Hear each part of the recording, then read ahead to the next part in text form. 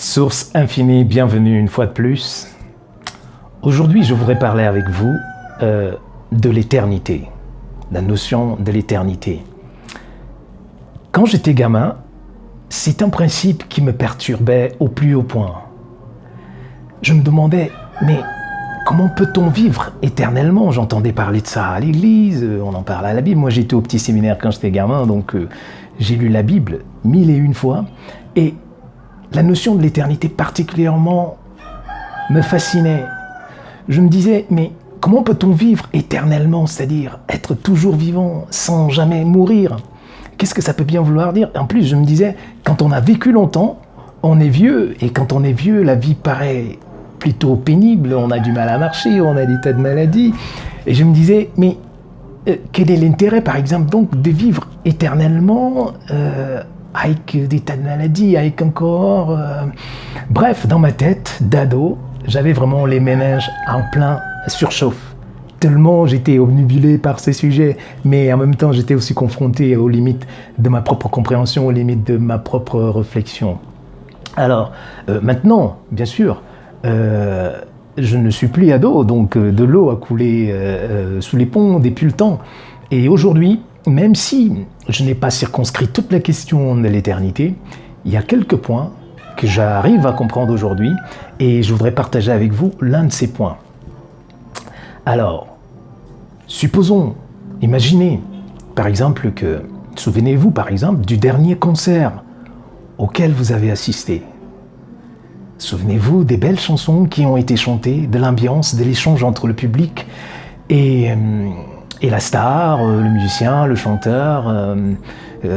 Imprimez-vous, une fois de plus, de toutes ces émotions, de tout ce qui vous traversait en ce moment quand vous viviez ce concert. Dans quel état d'esprit vous étiez? Avec qui vous étiez? Qu'est-ce qui vous caractérisait en ce moment-là? Voyez-vous, au moment où même où vous êtes en train de vous souvenir de ces images, de toutes ces mémoires, vous vous retrouvez déjà dans un certain état d'esprit, dans quelque chose de léger, quelque chose de joyeux, quelque chose d'inspirant, quelque chose de profond, de relax et de détendu.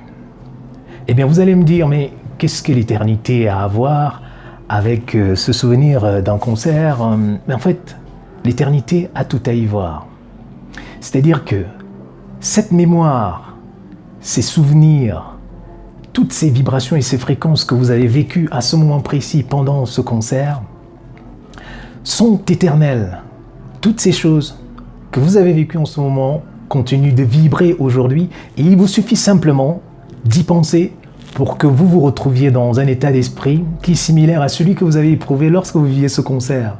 Vous voyez, vous vous retrouvez, même si par exemple vous étiez dans des circonstances, vous étiez dans une situation un peu triste, un peu tendue, du moment que vous pensez à ce moment précis où vous avez vécu ce concert, ça peut être un concert ou autre chose de vraiment joyeux, vous vous retrouvez dans ce même état d'esprit ou dans quelque chose qui s'y rapproche.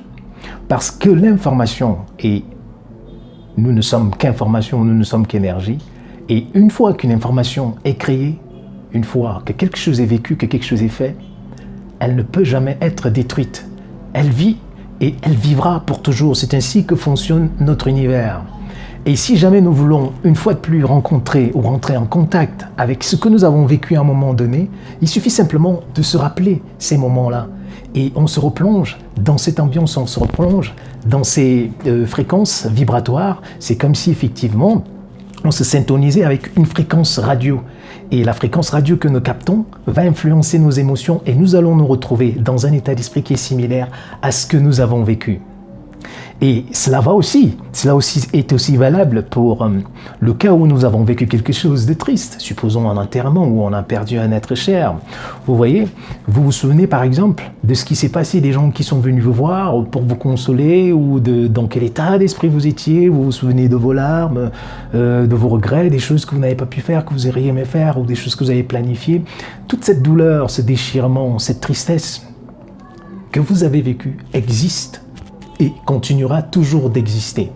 Et vous voyez maintenant que j'en parle, si vous avez vécu quelque chose de semblable, vous voyez, tout à l'heure en parlant du concert, vous étiez dans un état détendu, mais maintenant si vous m'avez suivi, vous vous rendez compte que vous commencez effectivement, parce que je parle du deuil et de quelque chose de dur que vous avez vécu, vous voyez que votre spectre d'attention est maintenant en train d'activer un autre souvenir qui est de la nature véritablement opposée, parce que là, c'est plutôt la tristesse qui risque de vous submerger. Je ne veux pas m'attarder longtemps dessus, à moins que vous ne vouliez choisir la tristesse, mais simplement pour dire que tout ce que vous avez vécu, tout ce que vous avez fait, tout ce qu'on vous a fait et tout ce que vous avez pu faire ne peut jamais disparaître, ne peut jamais mourir. Ça vit et ça continue de vibrer pour toujours. Maintenant, c'est votre attention qui active ou désactive telle ou telle chose, c'est-à-dire que plus vous allez orienter votre attention vers tel ou tel souvenir, vers telle ou telle chose qui vous marque ou qui vous parle, plus ces choses vont être actives dans votre vie. Et quand certaines pensées sont actives, sont dominantes dans votre vie, vous avez tendance effectivement à sécréter des fluides adéquats, c'est-à-dire que pour des pensées par exemple positives, joyeuses, vous aurez tendance à avoir davantage d'adrénaline, de dopamine, d'ocytocine qui effectivement courent votre système. Ce sont plutôt des hormones de la joie, de la détente, de l'action et de l'envie de faire des choses. Mais si, au contraire, vous êtes plutôt la plupart du temps en train d'activer des mémoires négatives, des mémoires tristes, et bien vous aurez par exemple l'impression que vous avez des intraveineuses de cortisol, c'est-à-dire l'hormone du stress, l'hormone de la peur, l'hormone de la difficulté et de la souffrance. Donc, en réalité, tout dépend effectivement de ce vers quoi vous portez votre attention. Et cela nous amène par exemple à comprendre que, quel que soit ce que nous avons pu faire par le passé, quelles que soient nos culpabilités, quelles que soient nos peurs, quelles que soient nos inquiétudes, quels que soient les actes manqués, quels que soient les regrets que nous pouvons véritablement avoir par rapport à ce que nous avons fait, ce qui nous a été fait, il n'y a rien que nous puissions y faire. En fait, si, il y a quelque chose qu'on peut y faire, mais ce que je veux dire, c'est qu'on ne peut pas l'effacer. Ce qui a été fait continuera toujours d'exister. C'est ainsi que le monde fonctionne. Mais par contre, la seule chose que nous puissions faire par rapport à nos actes du passé, par rapport aussi à ce qu'on nous a fait, c'est de prendre le temps de nous pardonner quand nous sommes hantés par des souvenirs qui sont vraiment tristes, des choses dures qui nous ont été faites la plupart du temps, ou que même nous pensons, ou que nous avons fait nous-mêmes, c'est que les personnes qui étaient concernées soient là ou pas, c'est vraiment de se pardonner à soi-même. Parce que maintenant qu'on a conscience de ce souvenir-là et de la tristesse, ou alors des sentiments négatifs que ça évoque en nous, nous pouvons nous pardonner en comprenant bien que, quel que soit ce qui a été fait, quand on regarde dans l'absolu, il y a toujours quelque chose qu'on peut en apprendre, même si ça peut être quelque chose de négatif, que ce soit même un deuil, même quand des gens sont morts, même quand on nous a vraiment causé du tort, vous allez vous rendre compte que si vous approchez la chose avec un esprit qui n'est pas nécessairement dans l'ascension ou dans la condamnation, vous allez vous rendre compte que, et c'est d'ailleurs toujours le cas, c'est pour ça que tout ce qui nous arrive a toujours un sens quelque part. Même les choses abominables. Je ne dis pas qu'il faut accepter les choses abominables, mais je dis que lorsqu'on sort du cadre du jugement, il y a toujours quelque chose à comprendre, parce que la vie, dans son déploiement, a quelque chose de profondément intelligent et qui fait qu'elle fait feu de tout bois. Même dans nos souffrances, nous pouvons encore apprendre des choses. Et dans nos joies, dans nos moments de joie, nous en apprenons encore davantage parce que c'est l'essence même de l'univers de se déployer. Et l'expansion, c'est plutôt... L'expansion est quelque chose de positif, quelque chose de prodigieux, quelque chose de détendu. Mais quel que soit ce qui nous est arrivé, prendre vraiment le temps de se pardonner et de pardonner aux autres, qu'ils soient là ou pas. Et surtout, prendre le temps maintenant de dire à son subconscient que voilà, nous on oriente notre attention vers ce genre de choses, vers des créations, vers des choses plus positives, vers les choses qui nous mettent le cœur en émoi, le cœur en joie. Parce que ce n'est que comme ça que nous créons. Nous vivons dans un univers infini. Et infini veut dire que tout ce qui peut exister, ou tout ce qui existera, tout ce qui est capable d'exister, existe en réalité déjà. Nous ne le mettons en vie, nous ne l'activons que parce que nous accordons notre attention à tel ou tel type de pensée. Ce que je veux dire, c'est que toutes les tristesses de l'univers et toutes les joies de l'univers, toutes les choses merveilleuses et toutes les choses les plus destructrices, les plus malveillantes, existent déjà potentiellement dans l'univers. Et c'est pour ça que l'univers est parfait, et que effectivement la vie nous oblige à devoir développer un sentiment, une intelligence qui est vraiment, qui a les deux pieds dans la nuance, parce qu'on ne peut pas, oublier par exemple que c'est un monde duel et que c'est toujours dans dans la nuance en fait que se trouve la précision, que se trouve la vérité, que se trouve véritablement la compréhension. Et que donc c'est dans l'acceptation du fait que même dans la difficulté, même dans le négatif, même dans le regret, même dans la culpabilité, il y a des choses que nous pouvons apprendre.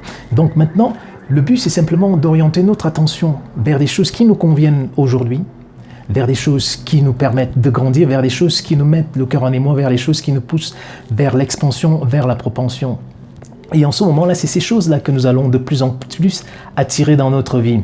Parce que, voyez-vous, il y a des personnes qui ont des vies très très très joyeuses, des personnes qui, de manière essentielle, de manière habituelle, ont vraiment des vies qui ont une tendance joyeuse. Quand vous les rencontrez, vous en rendez compte. D'autres personnes tirent vraiment aussi le diable par là, que ça existe, que ce soit dans la famille, entre vos amis ou parmi vos collègues, vous allez vous en rendre compte. Mais tous ces individus, de par la Terre, de par l'univers tout entier, en fait, renforce la dimension de la tristesse et de la lourdeur qui existent déjà dans l'univers. Tous ceux qui sont négatifs renforcent effectivement ces vibrations-là, ces fréquences. Et de l'autre côté, ceux qui ont des fréquences positives, ceux qui ont une vie véritablement joyeuse, renforcent des fréquences d'expansion, des fréquences de joie. Et c'est donc à tout un chacun, c'est à vous par exemple de choisir les fréquences qui vous arrangent le plus. Et cela vous demandera nécessairement une certaine autodiscipline, c'est-à-dire à savoir choisir vos pensées, parce que c'est à travers nos pensées et nos émotions que nous créons notre monde. Vous voyez, c'est parce que nous activons de manière habituelle un certain genre de pensée que notre vie devient à prédominance positive, ou alors, à contrario, plutôt négative, ou plutôt triste, plutôt lourde, plutôt compliquée. Mais c'est vraiment un choix de tous les jours. Et il faut apprendre simplement à son subconscient à savoir orienter son attention. Parce que si, par exemple, vous vous levez le matin, parfois on dit se lever du pied gauche, c'est-à-dire que vous vous levez peut-être de mauvaise humeur, vous n'avez peut-être pas eu votre quota de sommeil habituel, ou alors c'est simplement au sortir du lit, vous êtes contrarié par votre enfant, ou même par votre conjointe, ou votre épouse, et votre épouse ou votre époux, et donc la journée commence mal. Prenez le temps de vous asseoir, et de prendre quelques respirations, de faire quelques affirmations en disant bien à votre corps, en disant à votre subconscient, écoute, nous allons passer une journée joyeuse, une journée cool. Imaginez même votre journée, vous pouvez l'entrevoir, vous pouvez la visualiser, se passant très bien, ayant véritablement les bonnes conditions, c'est-à-dire rectifier le tir dès le matin, parce que parfois vous vous levez et puis vous avez une facture, ou bien une lettre, ou bien un email qui vous contrarie. Et ce qui peut se passer, c'est que lorsque vous vous branchez donc comme ça dans ces fréquences négatives, si vous restez dedans, si vous restez dans la contrariété en vous levant tôt le matin, vous restez dans la contrariété, ce qui va se passer, c'est que vous allez vous rendre compte que vous attirez vraiment des contrariétés vers vous ce jour-là. C'est comme si une frustration suit une autre.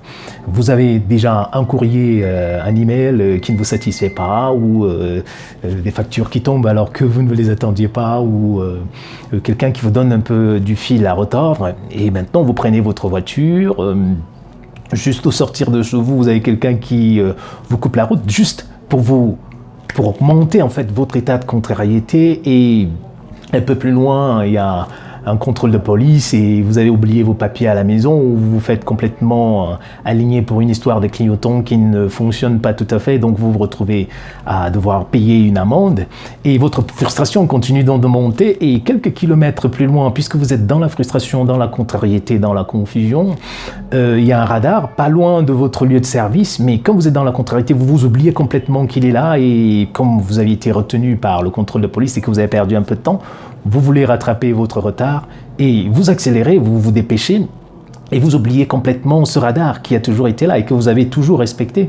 Mais sauf que ce jour-là, comme vous êtes un peu en retard et que vous êtes confus, vous accélérez et vous vous retrouvez avec un autre PV.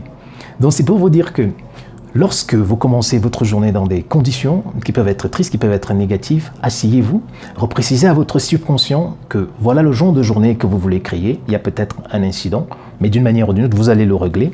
Et c'est vraiment à ce moment-là aussi que les affirmations peuvent vous aider, en disant que tout, par exemple, tout ce qui se passe dans ma vie se passe pour mon bien.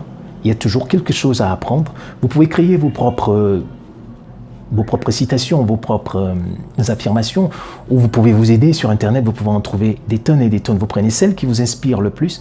Donc c'est le moment de repréciser à votre subconscient que voilà, moi je me connecte à des égrégores positifs, je visualise ma journée, et vous allez vous rendre compte que finalement, votre journée, même si elle commence mal, elle va prendre la trajectoire que vous lui donnez. Parce que vous le faites de manière consciente. Vous pouvez changer votre journée, vous lui donnez l'orientation qui vous sied.